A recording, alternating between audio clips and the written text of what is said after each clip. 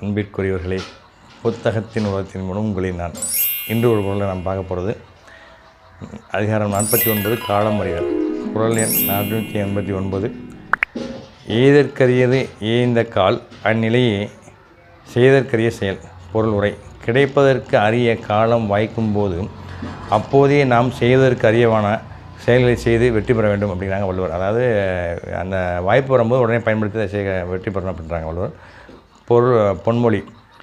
99% உழைப்பும் 1% உள்ள கிளர்ச்சியும் சேர்ந்ததுதான் மேலைத்தன்மை எனப்படுவது அப்படிங்கிறாங்க. தாமஸ் ஆல்வா எடிசன் சயின்டிஸ்ட் சொல்கிறாங்க.